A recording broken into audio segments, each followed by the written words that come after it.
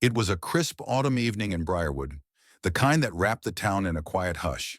The church bells had long ceased their evening chime, yet a lone figure stood beneath the street lamp outside the chapel. 18-year-old Rebecca Monroe had spent her entire life within the walls of the Briarwood Community Church, raised under the guiding hand of her father, Pastor Daniel Monroe. To the town, he was a man of faith, a shepherd to his flock. To Rebecca, he was simply Dad. Her car idled in the gravel driveway, a small overnight bag slung over her shoulder. She was going to see her boyfriend Lucas, someone her father had never approved of. He had always been strict about her comings and goings, but that night had been different. When Rebecca had told him she was leaving, there was no protest, no lecture, only a quiet nod and a lingering look she couldn't quite place. Security footage from a gas station captured her last known movements. She filled her tank, checked her phone, and then nothing. Somewhere between Briarwood and the next town over, she vanished. Her car was found abandoned along the wooded highway, driver's side door ajar, keys still in the ignition. A half-empty coffee cup sat in the center console, its contents cold. There were no signs of struggle, no blood, no footprints leading into the trees. Her father led the first prayer vigil outside the church, hands clasped tightly, eyes wet with unshed tears. The town stood by him, offering whispered words of comfort, of faith. But faith could not answer the questions that loomed over Briarwood. Where had she gone? Who had taken her? And why? Lucas was the first to fall under suspicion. He was the last person Rebecca had spoken to, the one she had intended to see. His alibi was weak, a late shift at the diner, with no one to confirm he had been there the entire night. When questioned, he was adamant. Rebecca had never arrived. As the search widened, so did the unease that crept into the small town. Parents gripped their children's hands a little tighter, locked their doors a little earlier.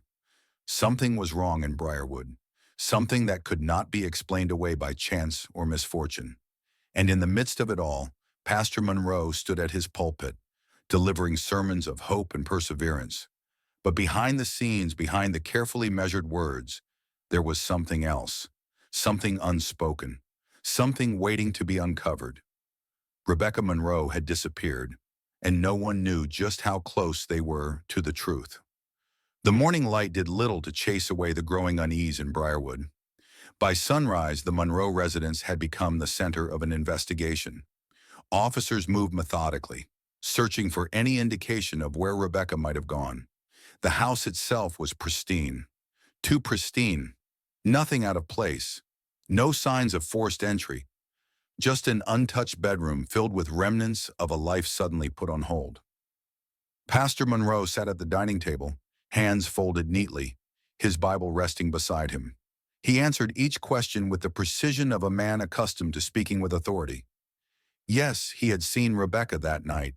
Yes, she had said she was leaving. No, he had not stopped her. His voice never wavered. The town gathered at the church once more, candles flickering against the cold wind. They prayed for Rebecca's safe return, murmured reassurances to one another. But beneath the surface, beneath the outward grief, there was something else, an unspoken doubt. How does a girl simply disappear? Lucas was brought in for further questioning. He was exhausted, his voice hoarse from repeating the same answers. No, Rebecca had never arrived. Yes, he had been at the diner.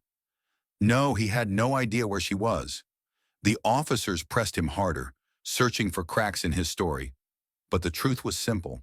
He didn't know, and yet someone did. As the second night passed with no sign of Rebecca, the town's patience began to wear thin. Whispers turned into theories, theories into accusations. Someone was responsible. Someone knew what had happened, and the truth was waiting to be found. The call came just after dawn. A local hunter had been making his way through the dense woodland near the abandoned stretch of highway when he stumbled upon something that made his stomach turn. At first it seemed like a discarded pile of clothing, caught in the undergrowth. But as he stepped closer, the truth settled in. Rebecca Monroe had been found. Her body lay partially concealed beneath a bed of fallen leaves, limbs twisted unnaturally. The air was still, heavy, as if the forest itself recoiled from what had been left there. No obvious signs of injury, no blood, just the eerie stillness of a life cut short. Within the hour, the crime scene was cordoned off. Officers tread carefully, speaking in hushed tones, their breath visible in the cold morning air. The coroner arrived, his expression unreadable as he examined the body. No immediate cause of death could be determined. She wasn't bruised, she wasn't beaten, she was simply lifeless. Word spread fast, rippling through Briarwood like an unstoppable wave. Shock turned to grief. Grief turned to questions. Who had done this? And why leave her there, so close to the very road she had vanished from? Pastor Monroe arrived last, his face drawn, hands trembling as he reached for the cross around his neck. He was the grieving father, the broken man. But as he stood there, staring down at the remains of his only child, something flickered in his eyes. Something unreadable. The town had lost one of its own, and the hunt for answers had only just begun. Detective Margaret Holloway arrived in Briarwood just as the town's grief began to settle into suspicion. She was known for solving cases that others deemed impossible. As she stepped into the woods where Rebecca's body had been found, she took in every detail, the unnatural stillness, the absence of struggle, the quiet questions hanging in the air. Something about the scene felt deliberately placed, as if Rebecca had been left there to be found. At the police station, Lucas sat under the harsh glow of the interrogation room's light. His hands were clenched, his voice raw from pleading his innocence. "I didn't do this," he insisted. "She was coming to see me, but she never showed up." His alibi, though shaky, still held up. Yet there was someone who remained curiously untouched by suspicion: Pastor Monroe. Holloway watched him closely as he spoke. His grief was precise, his sorrow well-crafted. It was almost too controlled. And as she studied him, she felt it. That familiar presence of something lurking just beneath the surface. A secret waiting to be unearthed. The investigation had begun, and Briarwood would never be the same again. Detective Margaret Holloway had spent years learning how to read people, how to see through the mask of grief to what lay beneath. And Pastor Monroe? His grief was polished, controlled, too controlled. She sat across from him in the small interrogation room, the air between them tense. His hands were clasped together, fingers interlocked in a gesture of prayer. His voice was steady as he answered her questions. But there was something in his eyes, something she couldn't quite pin down. She started digging. Bank records, phone calls, emails, late-night withdrawals from the church's account, unaccounted for expenses, and a name that kept appearing: Clara Whitmore. Clara had left Briarwood years ago, slipping away without a trace. But before she vanished, she had been a fixture in the church, a devoted member of the congregation, and someone with an undeniable connection to Pastor Monroe. Holloway pressed further, tracing the transactions to a small town just a few hours away, a rental property, a place paid for in cash. And then something more, a single phone call made from the church office to that very location on the night Rebecca disappeared. The pieces were starting to align. Rebecca had found something out, something that had shattered the carefully curated image of her father, something that had cost her life. Holloway returned to the church, stepping into the pastor's office with quiet determination. The air was thick with the scent of old books and candle wax. Monroe looked up from his desk, his expression unreadable. "You've been busy," she said, placing the printed records before him. His eyes flickered to them, then back to her. He didn't speak. "Who is Clara Whitmore?" Holloway pressed, her voice steady. For the first time, the mask slipped. A flicker of something raw passed over his features. Fear, regret, anger. But just as quickly, it was gone. "She was a member of the church," he said finally. "She left years ago." "She left," Holloway repeated, "or she was forced to leave." Monroe exhaled slowly, his hands tightening around the arms of his chair. "I don't know what you're implying, Detective." "I think you do." There was a long silence, the kind that settled into the bones, heavy and suffocating. Rebecca had uncovered something her father had wanted buried. And now, as Holloway stood in the office, she knew she was getting closer to the truth. Too close. And in Briarwood, that was a dangerous place to be. Lucas Grayson sat in the dimly lit police station, his fingers tapping anxiously against the metal table. His alibi had been questioned again and again, and now as Detective Holloway studied him across the room, he knew she wasn't convinced. "I already told you," Lucas muttered, leaning forward. "I was at the diner all night. I never saw Rebecca." Holloway folded her arms. "But there's a gap. No one remembers seeing you between 10 o'clock and midnight. That's 2 whole hours." Lucas swallowed. "I was in the back, washing dishes. The cameras don't cover that area." It was plausible, but something wasn't adding up. Rebecca had sent him a text at 10:30 saying she was on her way, but her car had been found abandoned miles from his house. If she had truly been en route, what had stopped her? Then a breakthrough.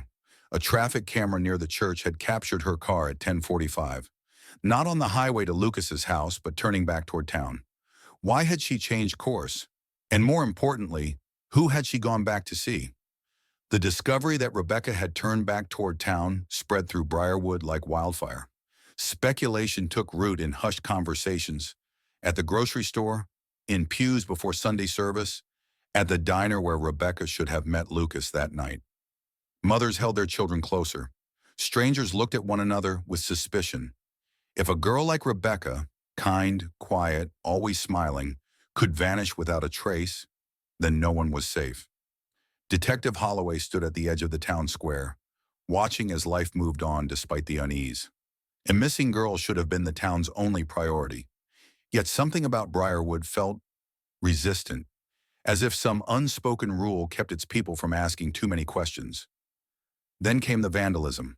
Graffiti on the church's back wall, red letters slashed across the brick. She knew. The message was hastily scrubbed away, but it was too late. The words had been seen. Whispers grew louder. What had Rebecca known? And who had wanted her silence? And then, just as quickly as the fear had surfaced, it was met with something worse: denial. The days that followed Rebecca's disappearance were heavy with tension. People spoke in hushed voices, avoiding eye contact with those who might know more than they let on. But the break in the case came not from whispered rumors or tearful confessions. It came from something far more tangible. A hiker passing through the outskirts of Briarwood stumbled upon something half buried in the brush. A purse, worn and dirt-streaked, the leather warped from exposure. Inside, a wallet with Rebecca's driver's license. Her phone, screen cracked but still intact, and a small folded note. It was water-stained. The ink blurred in places, but the words were clear enough. "I know what you did." The discovery sent shockwaves through the investigation. This was no accident, no random disappearance. Rebecca had uncovered something, a truth someone had gone to great lengths to keep hidden. Detective Holloway held the note in gloved hands, her mind racing. Who had she written it for? And why had it never been sent? But the most unsettling question of all, had she confronted someone before she vanished? And if she had they silenced her for good? Detective Holloway paced the station, the weight of the case pressing in on her. The note was a warning, a message that Rebecca had never gotten the chance to deliver. It was a breadcrumb leading directly to her killer. She re-examined the timeline, comparing phone records and security footage. A new lead emerged. Someone had been seen leaving the church late the night Rebecca vanished. The shadowy figure moved with purpose, disappearing into the woods. A vehicle had been parked nearby, its make and model matching the one registered to Pastor Monroe. The pastor had an alibi, of course, a late-night prayer meeting, conveniently unverified. But something gnawed at Holloway. If Rebecca had written that note, had she been planning to confront her father? And if she had, was that the moment her fate was sealed? Holloway grabbed her keys. It was time to pay the pastor another visit. And this time she wasn't leaving without answers. The walls around Pastor Monroe were closing in. The investigation had reached a tipping point. Holloway had everything: bank records, witness statements, the suspicious rental in Clara Whitmore's name. But without a body, without a confession, there was still room for doubt. Then the call came.